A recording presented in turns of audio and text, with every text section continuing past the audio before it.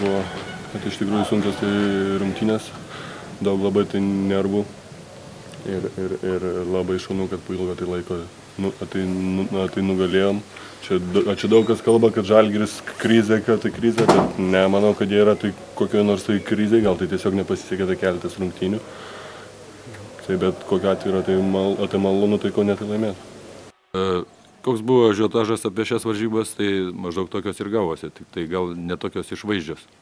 Bet atkaklumu, tai kaip tikėjosi, kiek man teko skaityti, kad ir prognozėse ten niekas nedrįsta duoti kažkam tai persvarą, net ar namuose žaidžia Žalgiris ir taip toliau. Tai va taip ir gavosi, kad visas rungtynės lygiai galėjo bet kurį komandą laimėti.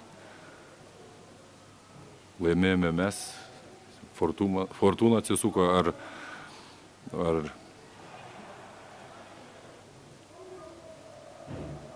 paprasčiausiai sužaidė geriau žaidėjai. Šiek tiek pakovojo, kaip aš dabar spėjau pažiūrėti statistikos, 2 kamuolius daugiau laimėjom, tai 2 taškus ir laimėjom. Galbūt ir tas lemia, galbūt, kaip Artūras minėjo, puolime atkovotas kamuolys, tokia turi 2 atakas iš eilės, yra sunku tokiose rungtynėse apsiginti, tai galbūt tas lėmė. O šiaip tai buvo, aš manau, sunku žaidėjim, kodėl tokie negražų skaičiai, sakysim, ir baudos, nes tokios nepataiko ir tritaškai. Todėl, kad sunku atlaikyti tą tokį psichologinį spaudimą. Žaidžiam Kaune, žalgiriečiam, manyčiau, nebuvo nei kiek nelengviau. Jie žaidė namuose ir supranta puikiai, kad jiem reikia būtinai laimėti. Nepasisekė negeros kalbos apie kažkokį tai dugną. Nereikia čia kalbėti tokių dalykus.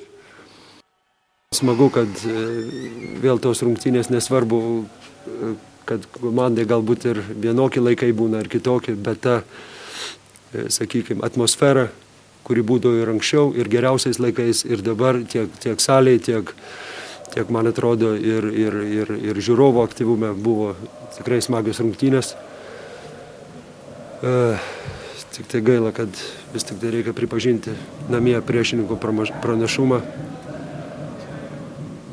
Ir vis tik tai nesugebėjome mes rungtynių pabaigoje persverto rezultato, nors ir stengiamės ir lyg tai pasivėjom ir paskutinį šansą šiokį tokį turėjom, bet vis tik pralošėm 2 taškais.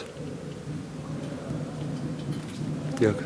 Įsivaizduokit, priešininkas paėmė 20 kamuolių po mūsų krepšių. Nesvarbu, kiek mūsų žaidėjai paėmė savų reboundų. Tegu jis paėmė 15 ar 20.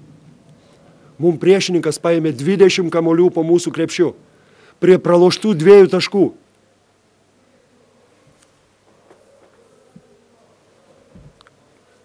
Sutikim, kad galbūt nėra mūsų komandoje stipriausia dalis puolimas. Jeigu taip sudėti paimti, visiškai neimant nei vieno žaidėjo asmeniškai. Ar jūs tikit, kad mes pajėgus įmest 100 taškų? 90 taškų. Ne apie tai kalba. Jeigu ką nors pradedi daryti, niekada nepadarysi abiejų dalykų iš karto. Jeigu mes sutinkat, kad mūsų gynyba nebloga yra, aš negaliu ir nemoku. Jeigu yra mokančių, prašau, aš nemoku iš karto statyti ir kai tiek rungtynių yra mažai treniruočių, gynybą ir puolimą.